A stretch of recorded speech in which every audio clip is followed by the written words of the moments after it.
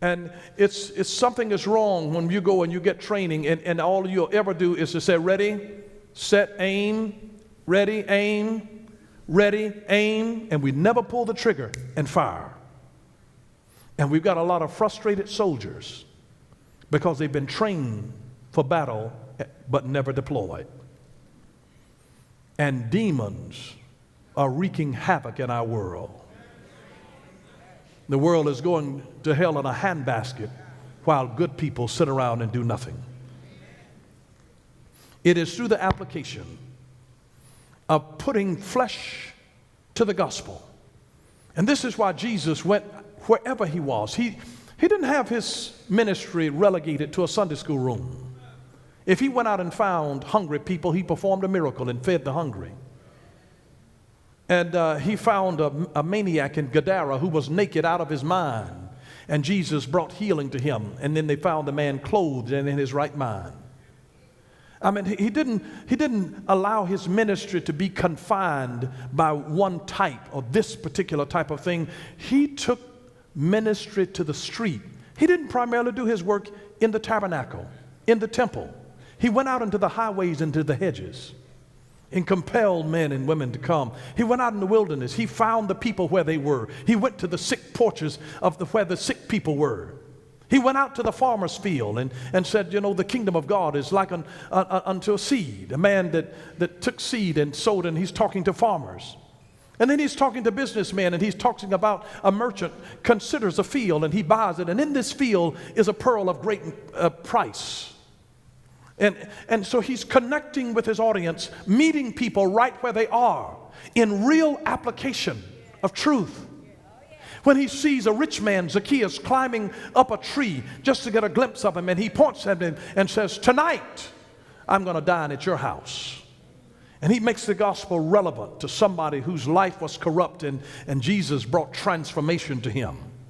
Right wherever he was, he took what was content on one end and brought it into application on the other.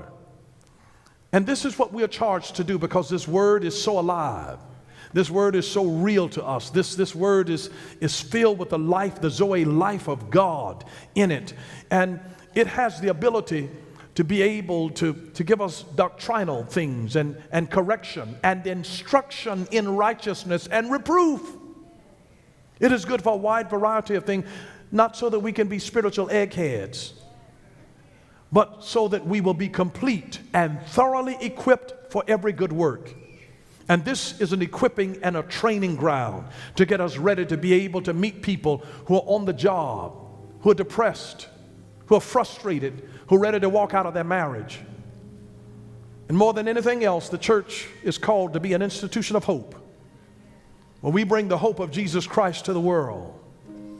And we do something that is powerful because we believe him, God, who defined himself in St. John chapter 1, that in the beginning was the Word, and the Word was with God, and the Word was God, the Logos. And then the Logos was made into Rhema. The Logos is the word for all time. The Rhema is the word for this time. It is a right now word. And that's the word that God is looking for, sensitive people who can take the content of the Logos and bring it into the application of the Rhema, to where his word becomes alive to us. His word is alive. It's alive. It's alive. My wife and I just flew into the country this evening. And it's interesting that the moment that you fly into the country, when you get off the plane and when you go through customs and immigration, the first thing that we do is to go and to pick up our baggage from our previous destination. And may I just tell you that maybe, just maybe, God is trying to get us to where we are not always going back looking for the baggage of the last place that we just left. Maybe he's trying to get us to say that all of the baggage of everything that you've dealt with in your past is under the blood. And even if they've lost this, and sometimes he'll let them lose it on purpose, and they'll write you a little check. It may not be worth everything, but a little of something is better than all of nothing. And I just want you to realize that sometimes when you go places, you got to stop running back looking for your baggage that you brought from another place, because maybe that stuff is irrelevant to where you're going. And if you can just trust him, God will give you some new things. And I'm telling you, if you just say, God, if I walk with you, God, will you show me something else? Will you give me more than I've ever had before? If I just trust you to say, God, I don't know what I'm doing. I don't know where I'm going and what you're doing in my life and what you even have in store for me. I don't really know, God. I don't know, but I'm going trusting today, and I'm trembling. And I need you, God, because what I had back there is not going to take me to where I need to go. I need something fresh from you. I've got to have something that empowers me for my new destination of where you have called me to be and anointed me and appointed me to be, God. And I'm tired of going back to my vomit. I don't know who I'm talking to tonight. I'm sick of going back and dealing with the same old issues back in my home. The same drama. I'm sick of the same problem people. It's not new problems, it's the same old problems. Rehashed over and over and over and over again. That's baggage. That's baggage. That's baggage. Why are we still running back to a baggage and claiming it? The same God that brought you to the place. That's why Jesus, when he brought all of those, God used Moses to bring the children of Israel out of Egypt into the promised land. Their clothes didn't wear out in 40 years. He was their sustenance. And I'm just telling you that how you ate back then is not how you're going to eat up here. I want you to believe God on a brand new level now. To say he didn't bring you here just in vain. He empowers you to be able to teach on a different level. And let me just say this to you up front.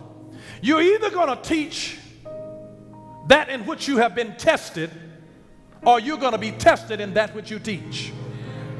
It's one or the other. You're either going to teach what you've already been tested in, or you're going to be tested in the very word that you teach. And I just declare that sometimes that before you can get it out of your mouth good, the test is coming back into your own life. But it's better to just teach what God has already proven to be true in your own life. And let God be God, because what he's taught you is to help make somebody else's road easier. So let him use you, because it really wasn't about you. It was to get something through you. It was to say, can I trust you with trouble? To the degree that you will have faith in me to bring you through what you're going through right now, and watch me do something impossible in the minds of other people. Watch me take nothing and make something out of it. Watch me take the essence of who I am, God, Elohim, creator God, and make you creative. You know what real creativity is? It's when you don't have but a little bit, and God takes the little and helps you to make much out of it.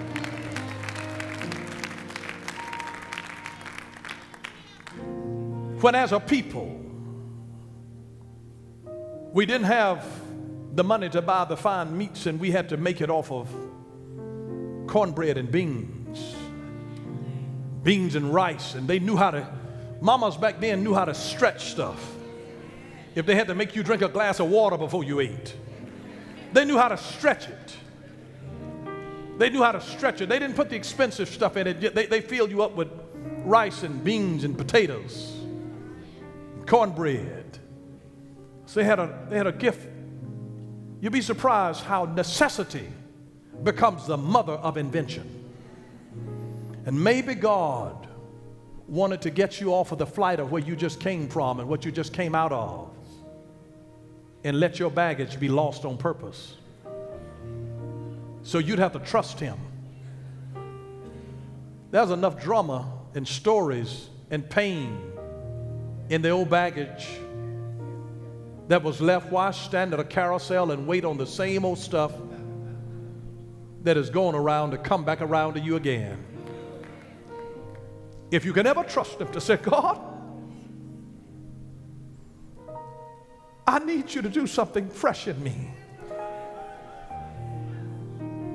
And I don't exactly know, God, what I'm dealing with, but the very adversity that you deal with, you need to ask God to give you the grace to teach you how to deal with, so that everybody who's looking at you will then learn how to do adversity even better in their own life.